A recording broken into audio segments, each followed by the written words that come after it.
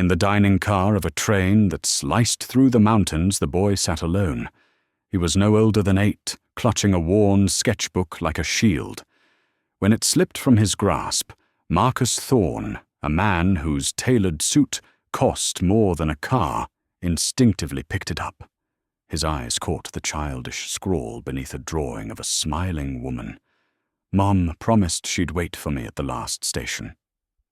Before he could speak, the boy snatched the book back, his eyes wide, not with gratitude, but with pure terror. Marcus froze the boy's fear, a cold echo of a memory he had buried for 30 years. Something was terribly wrong here. Before we continue, make sure to like and subscribe for more stories that will touch your heart. In the quiet hum of a world built on calculated risks and cold transactions, a life is rarely altered by a single seismic event. It is changed by a whisper, by a glance, by the silent screaming terror in a child's eyes. The dining car of the Starlight Express was an exercise in curated perfection. Crystal glasses shimmered under soft lighting, and the hushed clinking of silver against porcelain was the only sound that dared to challenge the steady rhythm of the train slicing through the heart of the mountains. It was a world Marcus Thorne had built for himself, a world of order, power, and impenetrable silence. He sat alone, a king in his moving castle, his presence defined by the sharp lines of his tailored charcoal suit and in stillness that commanded more attention than any spoken word. Then he saw the boy. He was a small, pale island in a sea of wealthy adults, no older than 8, sitting at a table in the corner. He clutched a worn, dog-eared sketchbook to his chest as if it were a shield. He didn't eat.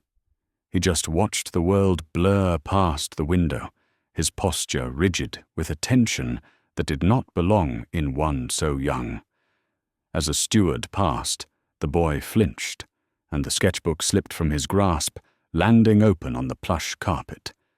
Instinct, an old and forgotten impulse from a life lived long ago, made Marcus rise. He bent down his $1,000 shoes, sinking into the fibers, and picked it up. His eyes trained to scan billion-dollar contracts for a single misplaced comma caught the childish scrawl beneath a crayon drawing of a smiling woman. The words were simple, yet they landed in his gut like a stone.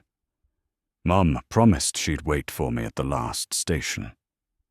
He looked up, ready to offer a reassuring smile, but the boy was already there, his small hand snatching the book away. And in the child's wide blue eyes, Marcus saw no gratitude. He saw a terror so profound, so absolute, it felt like a physical blow. The boy clutched the book and, without a word, scrambled from his seat and vanished down the corridor. Marcus returned to his table. The taste of his expensive meal turned to ash in his mouth. He was a man who navigated a world of corporate predators, of tech titans, with hollowed-out souls who laid off thousands via email of scandals that could topple empires. He understood predators. He understood fear. But the fear he had just seen was different. It was primal. It was the fear of prey. Back in the sterile silence of his private cabin, a suite larger than most city apartments, he tried to work. The news feed on his tablet scrolled with the usual headlines of a world eating itself alive, another CEO's spectacular fall from grace, another hollow apology for exploiting user data.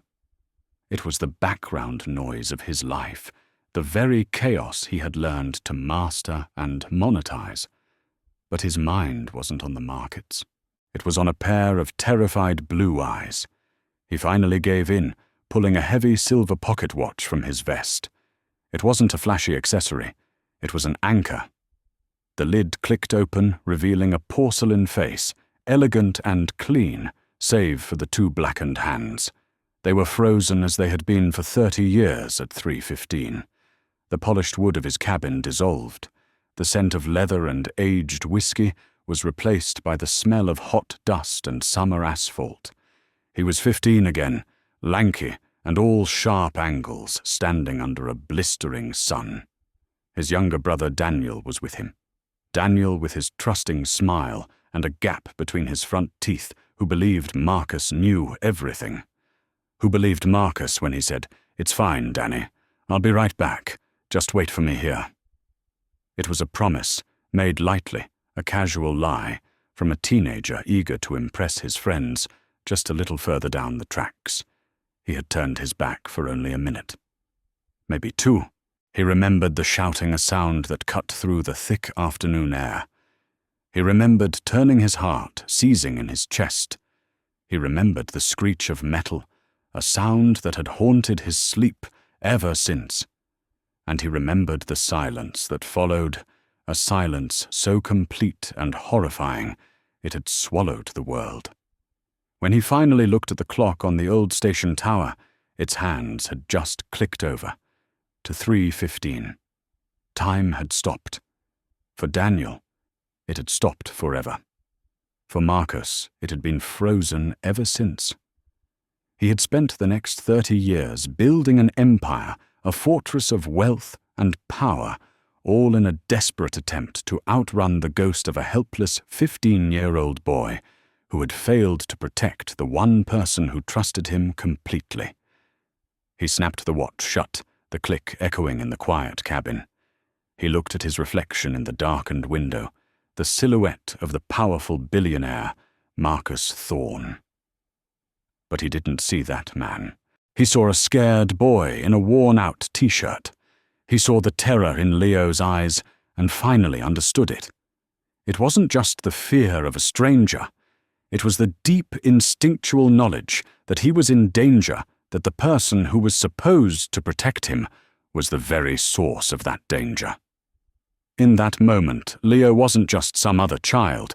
He was Daniel, another trusting boy placed in the care of someone who was about to break a promise in the most terrible way imaginable. The fight left him replaced by a cold, sharp clarity. This was not a choice. It was a debt, a 30-year-old debt that had just come due on his train. He stood up, his movements precise and deliberate.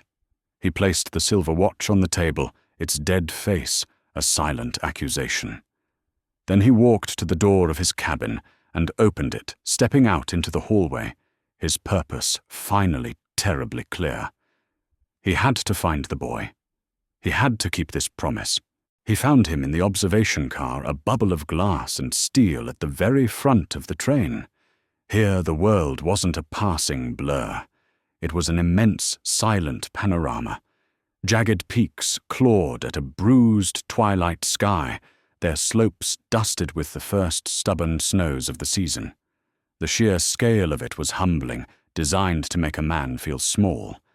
And in a large leather armchair curled up against the panoramic window, the boy looked impossibly so.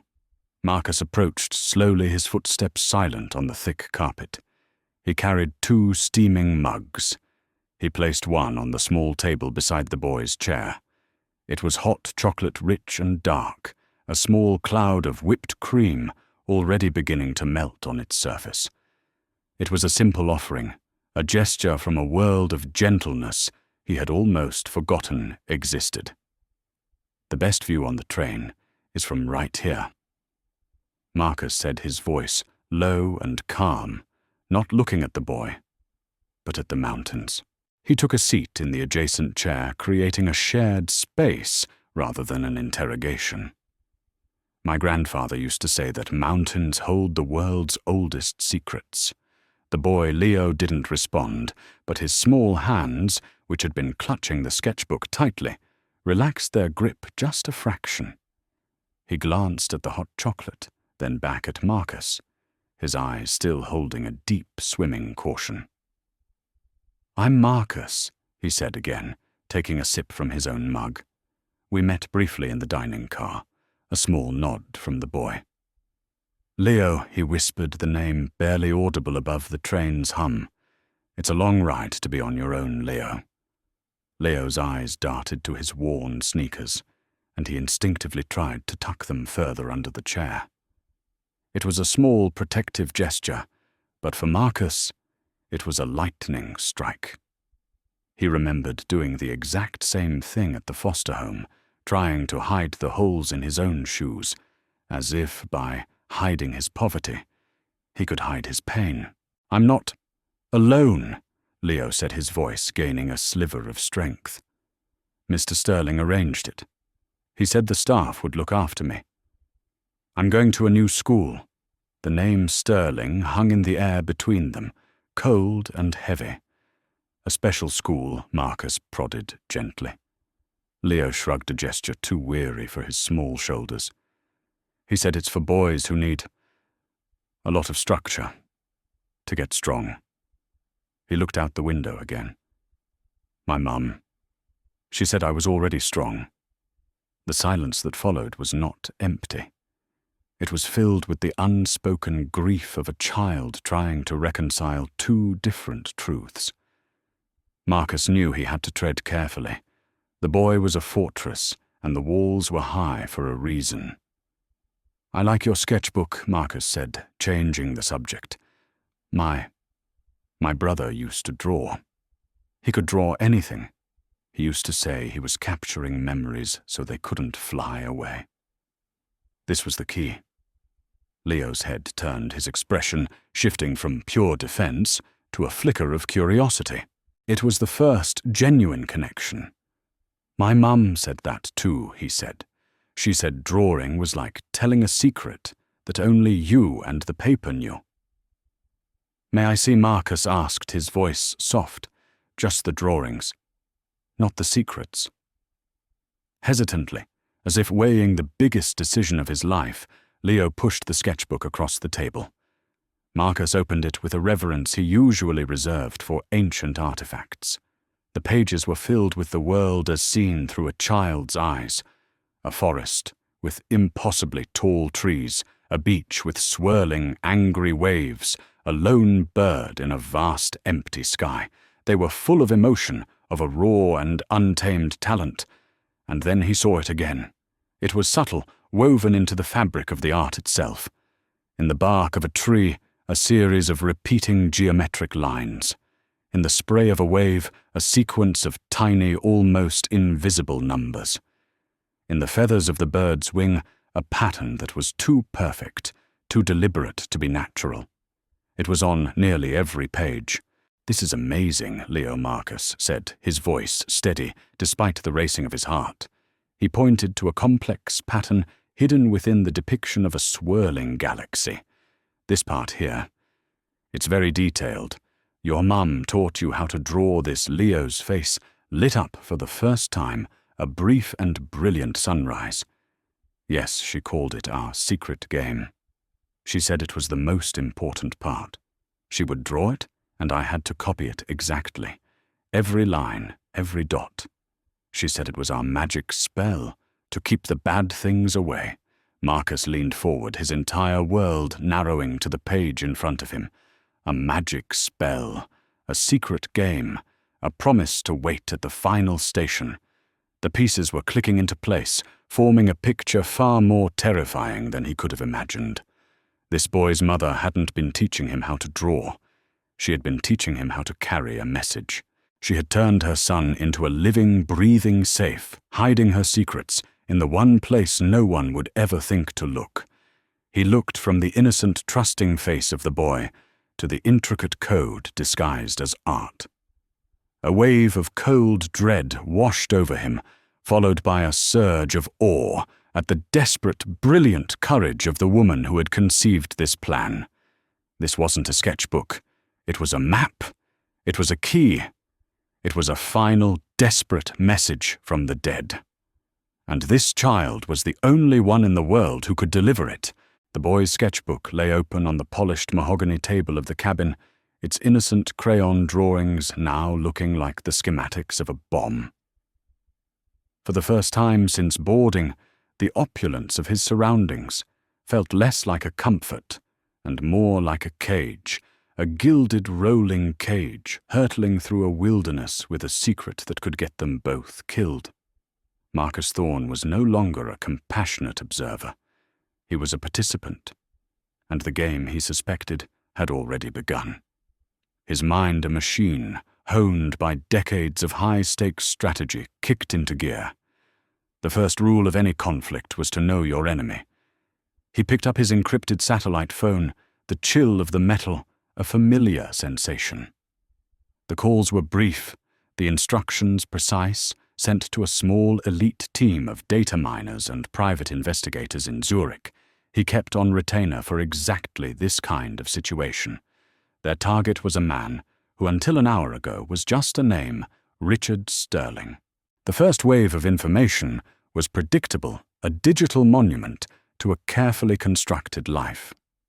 Sterling was on the boards of half a dozen major charities. His name was carved into the marble facades of hospital wings and university libraries. The media portrayed him as a benevolent titan, a soft-spoken patriarch of industry with a heart for the less fortunate. It was a perfect, impenetrable fortress of public goodwill. But Marcus knew that every fortress has a back door.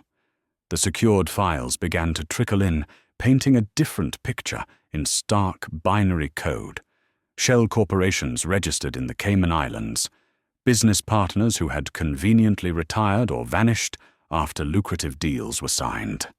A pattern of charitable acquisitions where the land months later was rezoned and sold for a massive profit to a holding company Sterling secretly controlled. These weren't the actions of a philanthropist. They were the calculated moves of a predator hiding in plain sight. Next, the file on Leo's mother, Amelia. The official report read, "Accidental overdose, a tragedy of a single mother succumbing to stress." The case was closed in less than 48 hours. Marcus's investigator highlighted a name at the bottom of the report. The coroner who signed off on it had a son who had just received a full anonymous scholarship to an Ivy League university funded by a foundation on whose board Richard Sterling sat. It was a single thread, but Marcus knew how to pull on threads. Then came the school. The brochure called it the Westwood Academy for Exceptional Young Men. Marcus's team found its real name in county records, the Northwood Correctional Facility for Troubled Youths. He scrolled through a firewalled forum of anonymous reviews from former staff. Words and phrases leaped from the screen.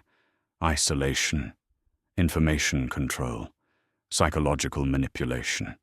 A place where wealthy families send the children they want to forget. One post from a nurse who had quit in disgust was particularly chilling. They break them. They don't fix them. They break them down until there's nothing left but compliance. The children are allowed no contact with the outside world, for their own protection, of course. The plan was as simple as it was monstrous. Isolate the boy. Erase his memories, his spirit, his very identity, until the trusting child who held his mother's secrets was gone forever. Then, as the sole trustee, Sterling would have unfettered access to a fortune. Marcus felt a cold rage settle deep in his bones. He needed to know more, not from a screen, but from the world around him. He pressed a button on the cabin's intercom. "Arthur," he said, "could you bring a bottle of the 82 Macallan to my suite and a single glass?" A few minutes later, the veteran steward appeared, his movements practiced and discreet. Arthur had been with the Starlight Express for 20 years. His face was a pleasant, professional mask that had seen everything and revealed nothing. He poured the amber liquid into the crystal glass with a steady hand. "Thank you, Arthur," Marcus said, swirling the whiskey. "You've been with this line a long time. You must have some stories." "A few," Sir Arthur said with a polite, thin smile. "But discretion is the better part of service." "Of course." Marcus nodded, taking a sip. He let the silence hang for a moment. "That young boy, in the observation car." "Leo." He's a quiet one. It must be a heavy burden travelling alone at that age.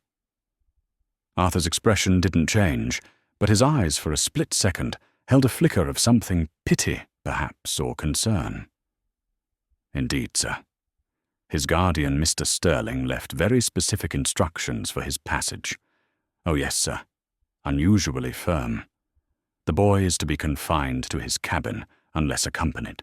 No access to the train's Wi-Fi or communication systems, and at the final station he is not to disembark with the other passengers. A private car will be waiting on the service platform to retrieve him directly. Every word was a nail in Sterling's coffin. This wasn't protection. This was an abduction in slow motion. As Arthur turned to leave, Marcus asked one last question. Have there been any calls for him? Any check-ins? The steward paused at the door. As a matter of fact, yes, sir. Mr. Sterling's personal assistant called not half an hour ago. A routine call, they said, to ensure the boy was comfortable. Arthur hesitated, then added, as if it were an afterthought. They also asked a rather specific question: had the boy been interacting with any of the other passengers? The whiskey suddenly tasted like poison in Marcus's mouth. The call wasn't routine. The timing was too precise. It was a probe. Sterling knew. He didn't know what Marcus had discovered, but he knew someone had breached the wall of isolation he had built around the boy. After Arthur left, the silence in the cabin was different. It was no longer peaceful. It was predatory.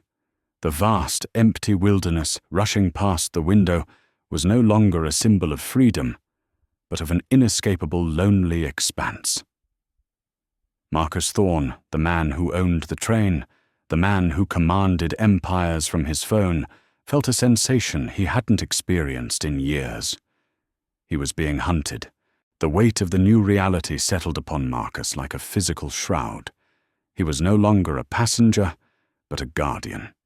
No longer an investigator, but a target.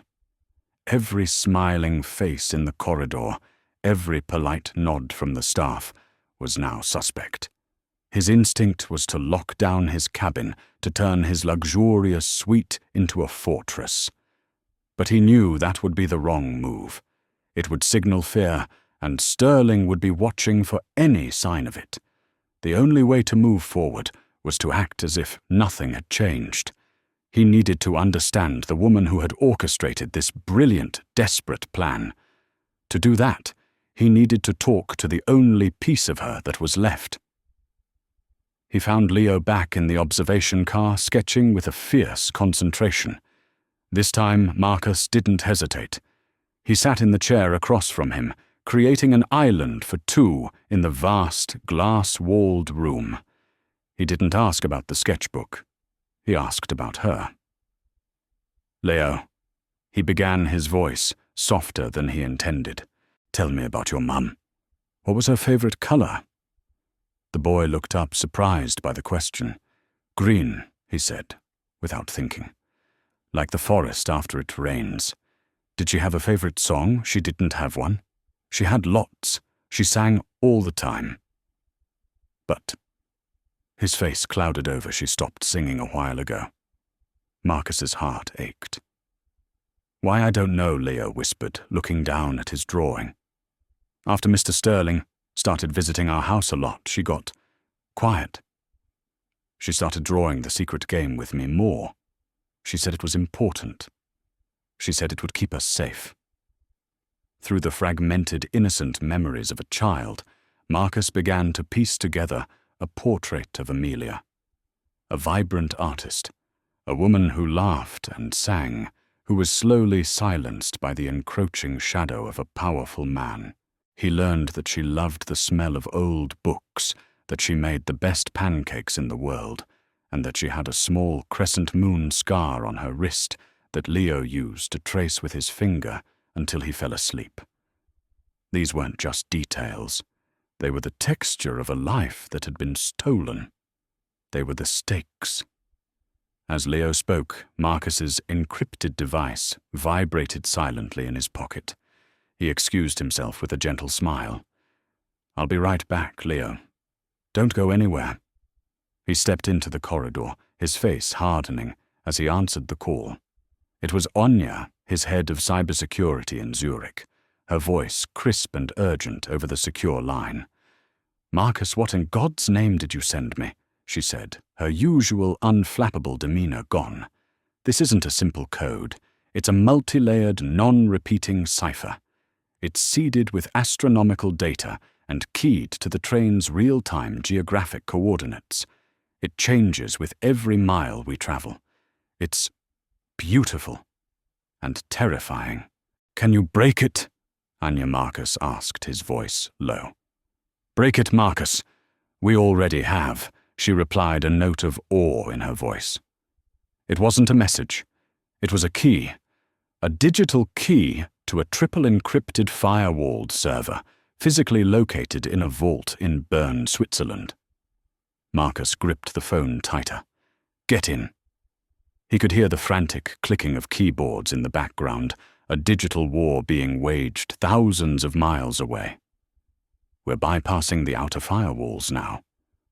The security is military grade. Sterling didn't want anyone getting in here. We're in." The line went quiet for a moment, and when Anya spoke again, her voice was a shocked whisper. "My God, Marcus, it's all here. It's his entire shadow life, an entire financial ecosystem built on fraud. He's been systematically bankrupting smaller companies his charity pretends to help, then absorbing their assets through shell corporations. He's laundered hundreds of millions. The man you see in the news doesn't exist. He's a ghost who built a castle out of stolen money and broken lives." A cold fury washed over Marcus. "Is that it, no?" Anya said, her voice dropping even lower. "There's one more file. It's in a separate partition, locked with a biometric failsafe that seems to be keyed to a child's voice pattern. But the main encryption is down. The file is titled simply, 'For Leo.'" Marcus's blood ran cold. "Send it to me. Now." A moment later, the file appeared on his tablet. He looked at the icon, a simple video file that held the last words of a dead woman. He walked back into the observation car. Leo looked up at him, a question in his eyes. For a split second, Marcus considered waiting, protecting him from this. But he knew it was not his choice to make. This was her final message, and it belonged to her son, even if he could not yet understand it. He sat down and turned the tablet so they could both see. He pressed play. Amelia's face filled the screen. She was pale, her hair pulled back, the vibrant light that Leo had described, now dimmed by exhaustion and fear. But her eyes burned with the fierce, unyielding fire of a mother protecting her young. She wasn't looking at the camera. She was looking through it, as if trying to see into the future to find the person who would one day be watching. "If you are seeing this," she began, her voice trembling but clear, "it means I didn't make it, and it means my son, my Leo, is in the hands of a monster." She spoke quickly, urgently laying out the whole sordid story. How she, as Sterling's business partner, had stumbled upon his fraud, how he had threatened her, isolated her, and slowly began poisoning her, making it look like a descent into depression. She explained that she couldn't go to the police. Sterling owned them. Her only hope was to create a key that only her son could carry a message, in a bottle thrown into the vast ocean of the future. Then her expression softened the hard lines of defiance, melting away into pure, heartbreaking love. Her eyes seemed to find Leo's through the screen. "Leo," she whispered, and a single tear traced a path down her cheek. "My sweet, brave boy. If you are watching this, please know that Mommy never ever left you. I fought. For you. Everything I did was to make sure you were safe. The world has monsters in it, Leo. But it has heroes too. I know it does. I have to believe. that a hero found you." Her voice broke into a sob. "I love you. I love you more than all the stars in the sky." The screen went black. Marcus sat frozen, the silence in the car absolute. He looked down at Leo, who was staring at the dark screen, his small face a mask of confusion and a grief too large for his years. The game was over. The abstract threat had a face. The secrets had a voice. And Marcus Thorne now understood that he wasn't just protecting a child from a predator. He was answering a dying mother's prayer. The black screen on the tablet held the reflection of two faces. One was that of a man, his features carved from granite, his expression a storm of cold fury, and a grief so profound it was terrifying. The other was a child, his face pale and uncomprehending, his eyes fixed on the spot where his mother's face had just been. The silence that followed her last words was a living thing, a heavy, suffocating presence that filled the luxurious cabin. In that moment, Marcus knew with absolute certainty that Richard Sterling was not a man who reacted to threats. He was a man who eliminated them. The clock was ticking not in minutes or hours, but in the steady, relentless rhythm of the train's wheels on the track, each rotation, bringing them closer to a confrontation Sterling had already prepared for. Far away in the hushed, climate-controlled cabin of a private jet soaring high above the clouds, Richard Sterling ended a call. He placed his phone down on a polished table, his movements unhurried and precise. There was no anger on his face. There was no panic. There was only the calm, reptilian stillness of a predator that knows its prey is cornered. He looked out the window at the endless expanse of blue, and a small, satisfied smile touched the corner of his lips. The pieces were in motion. Back on the train, Marcus was kneeling in front of Leo, trying to find words in a world that had just been stripped of them. He put a hand on the boy's small shoulder. "Leo," he started, his voice thick with emotion. Your mother was a hero."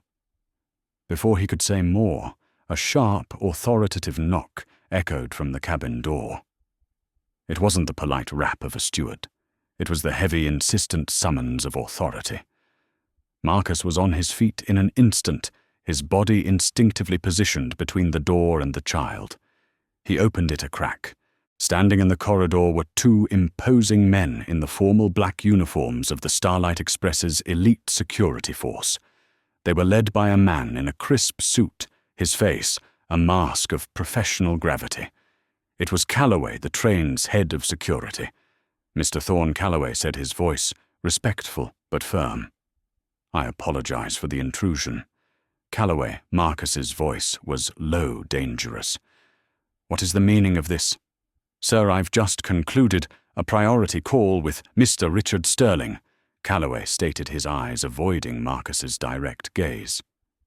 "He has lodged a formal complaint. He claims you have been exerting an unhealthy influence over his ward."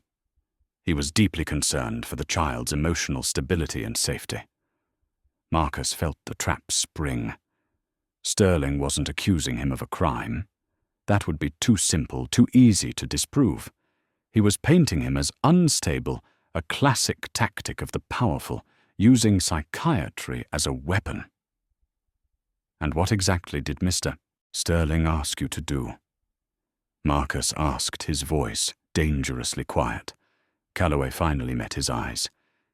"He has requested for the child's own protection that Leo be removed from your presence immediately.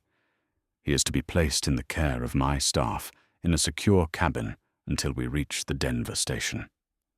Mr. Sterling will be meeting the train there with local child protective services to ensure the boy's welfare." The words hung in the air, each one a perfectly forged link in a chain being wrapped around them. Child protective services, corrupt local officials bought and paid for, who would take one look at the powerful, benevolent Richard Sterling and the word of a stranger and whisk the boy away before any truth could be told. The sketchbook, the key, would be lost forever. That Marcus said, his voice dropping to a near whisper, is not going to happen. He didn't move, but his entire presence seemed to expand, filling the doorway. The two security men behind Calloway shifted their weight, their hands inching toward their belts. The air grew thick electric with the promise of violence. "Mr. Thorne, with all due respect, I have my orders," Calloway insisted, though a bead of sweat was now visible on his temple. "My duty is to ensure the safety of every passenger." "Is it?" Marcus took a step forward, forcing Calloway to take one back. "Let me tell you what your duty is, Calloway. You work for a security contractor hired by a railway company. That railway company is a wholly owned subsidiary of Thorne Logistics, which means you work for me." He let the word sink in, cold and heavy. "So you have a choice. You can follow the orders of a man on a telephone, a man, I am telling you, is a felon and a kidnapper who is trying to silence a witness. Or you can follow the direct order of the man who owns the ground you're standing on, the man who signs the checks that pay your salary." He paused, his eyes locked on Calloway's. "I am invoking executive authority. You will post one of your men outside this door. His only job will be to ensure that no one, and I mean no one, enters this suite. You and your other man will proceed to the train's communication center, and you will lock it down.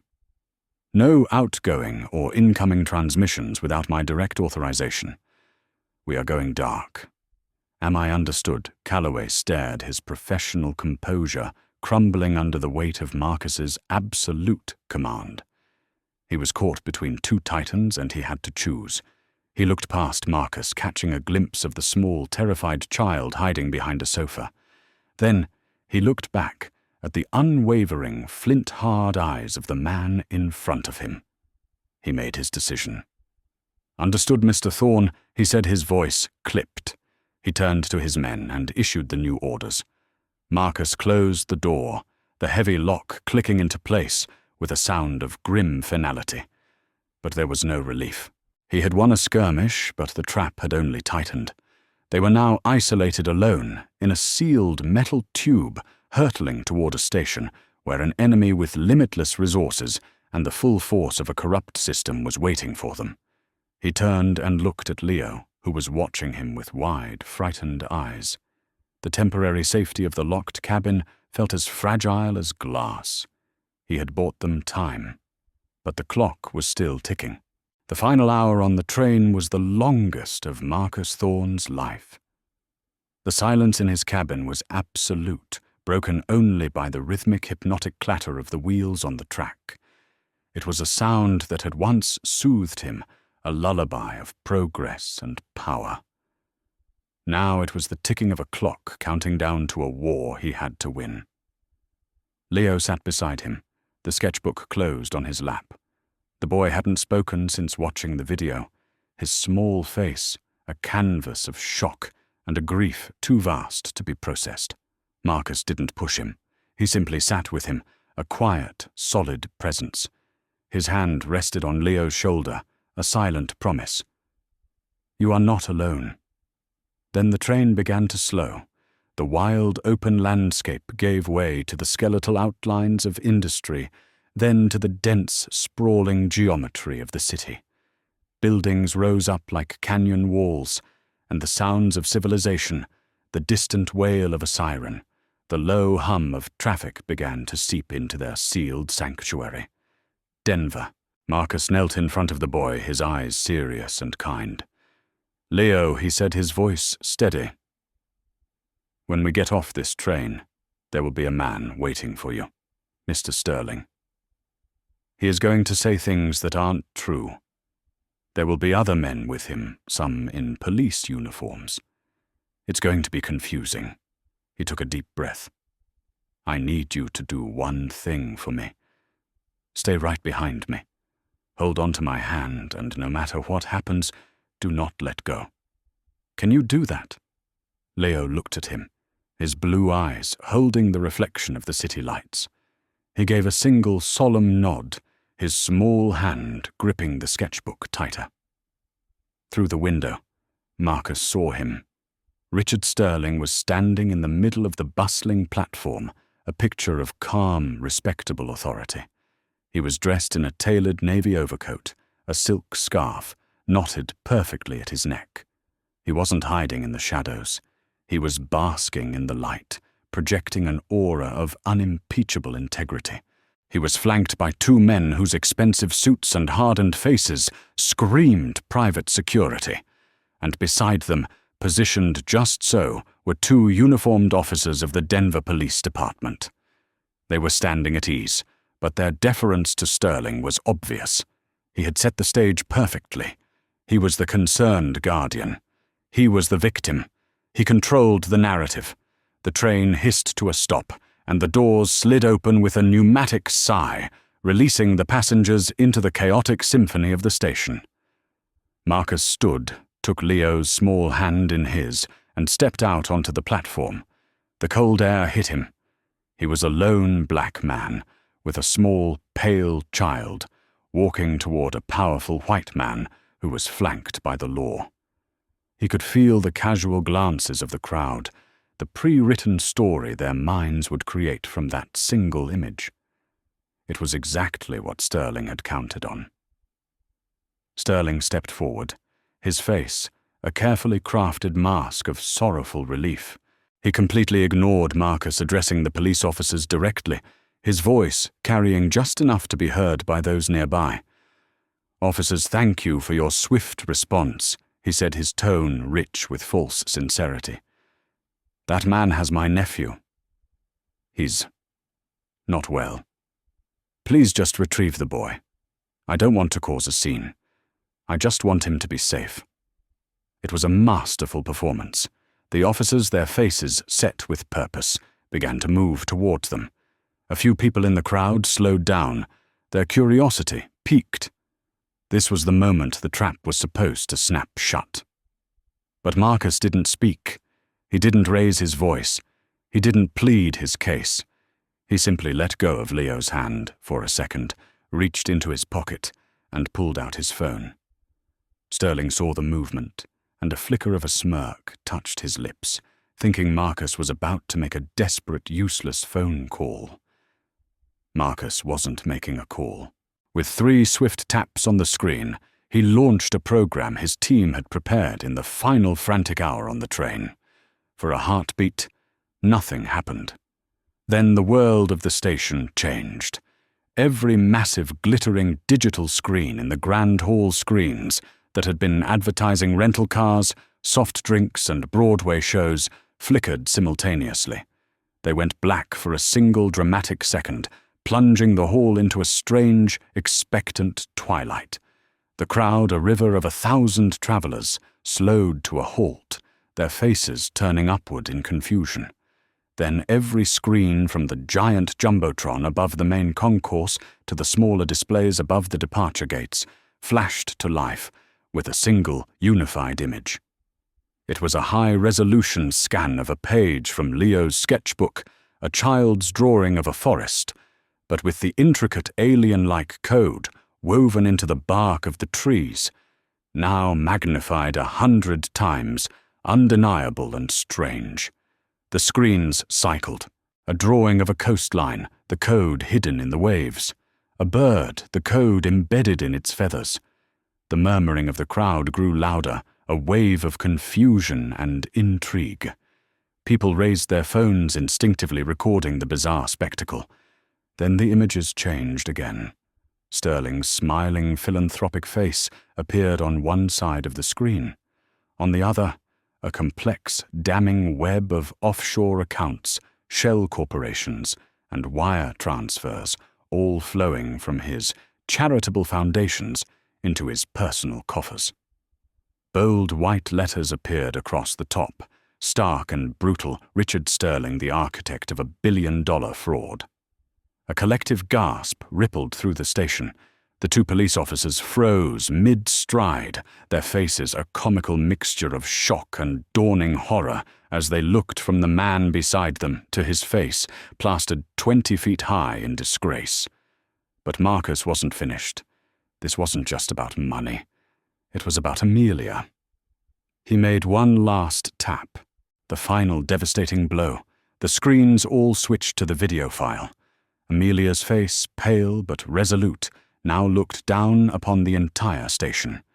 And then her voice, amplified through the station's PA system, overrode the automated train announcements, filling every corner of the vast hall with her tragic, powerful truth.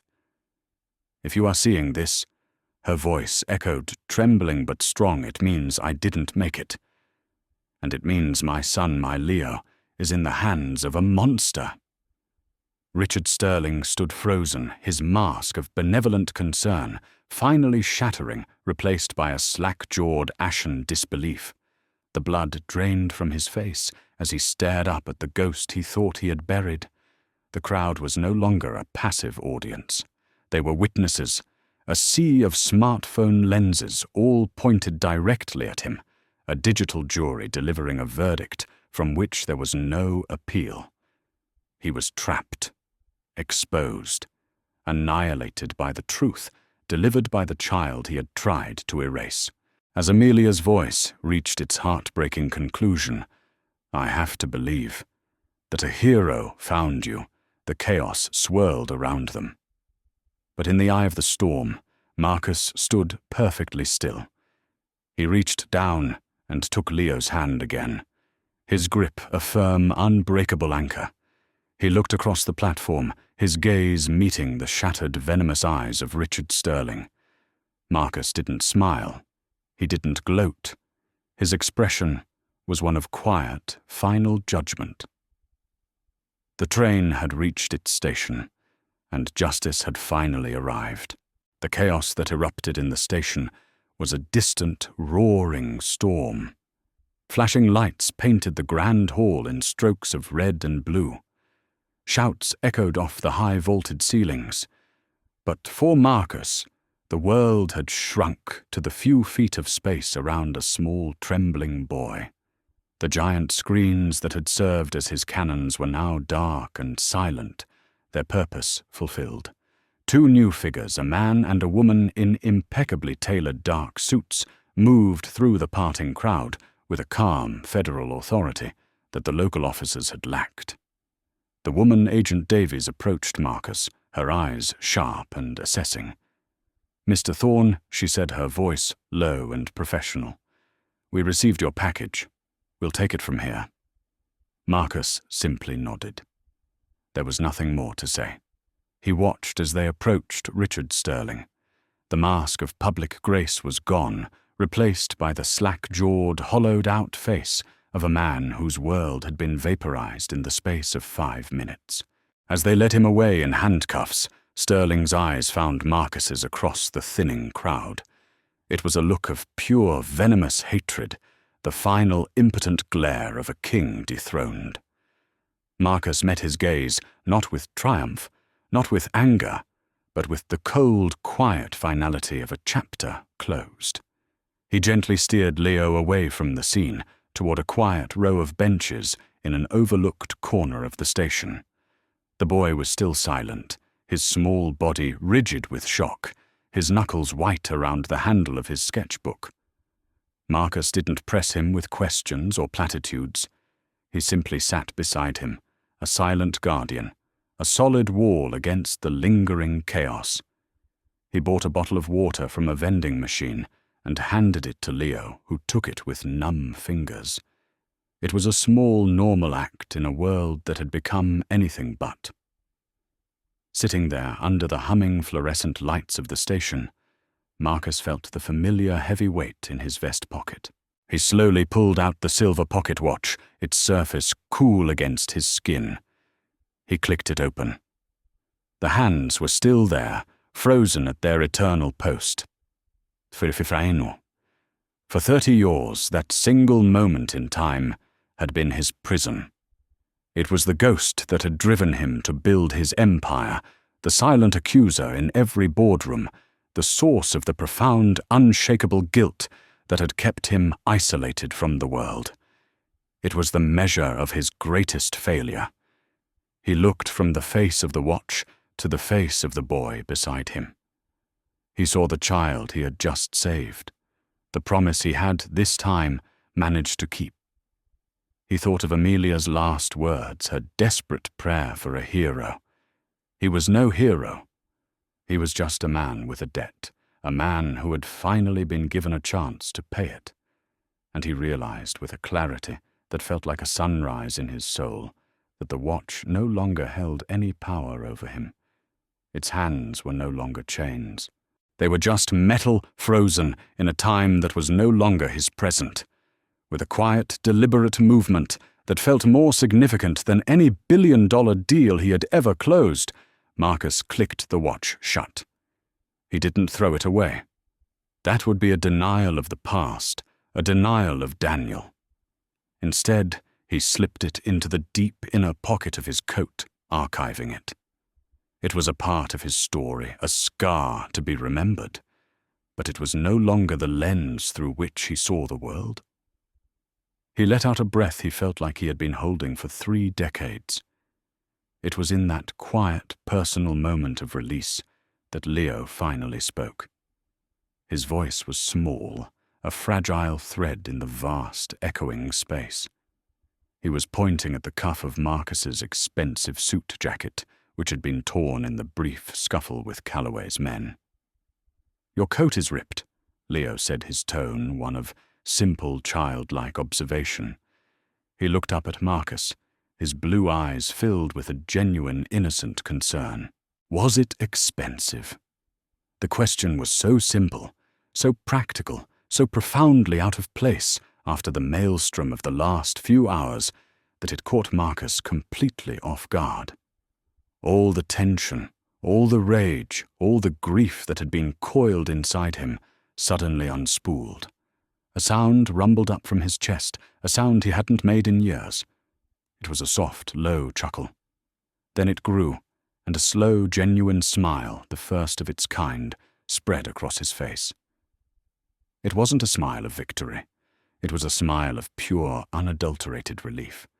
He looked down at the torn fabric, then back at the boy.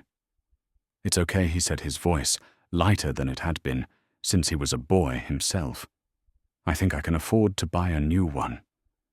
That small shared moment of absurdity broke the spell. It was the first ray of light after the flood. The trauma was still there, a vast ocean around them, but they had found a small, dry piece of land to stand on. Together, Marcus stood up and stretched, feeling the weariness of the last day settle into his bones. He held out his hand. "Come on, Leo," he said, his voice warm. "Let's get out of here. I'm thinking, pancakes. Your mum said she made the best. I can't promise mine will be any good, but I'm willing to try." Leo looked at the outstretched hand, then up at the man's face. He saw the smile in his eyes, and after a lifetime of broken promises, he chose to believe in a new one. He placed his small hand into Marcus's, and for the first time he held on. Together they walked away from the flashing lights and the yellow tape, away from the wreckage of one life, and toward the fragile, hopeful beginning of another.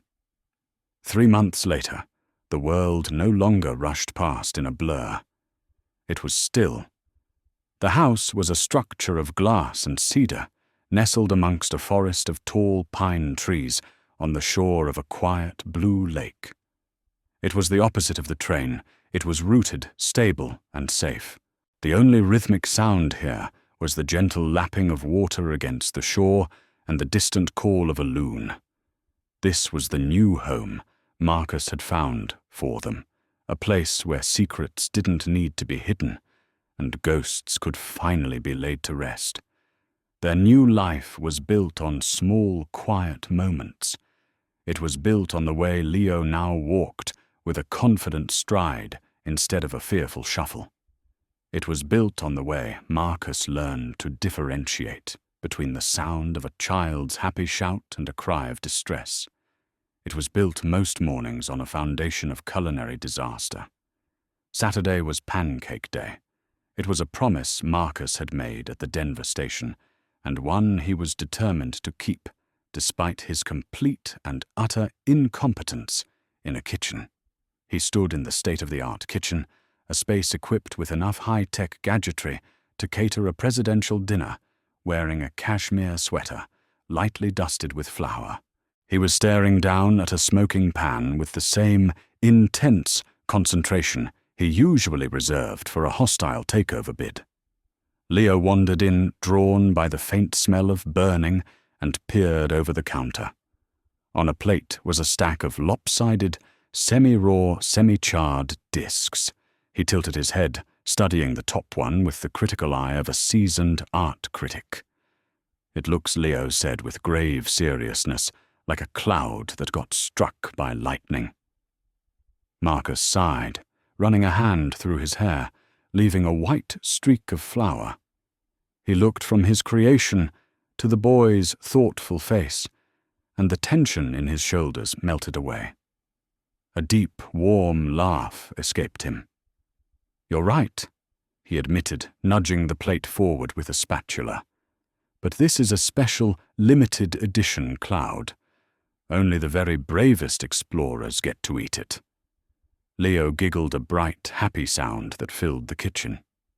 "Okay," he said, climbing onto a stool. "I'm brave." Later that afternoon, Marcus was in his home office, a minimalist space with a single wall of glass overlooking the lake. He was on a video conference, his face a familiar mask of stoic authority, as he listened to board members from 3 different continents discuss quarterly projections. The screen was a dizzying mosaic of charts, graphs, and serious faces. The door creaked open, and Leo came in holding up a new sketchbook. This one wasn't worn and frayed. Its pages were crisp and white. He had a new drawing he wanted to show Marcus.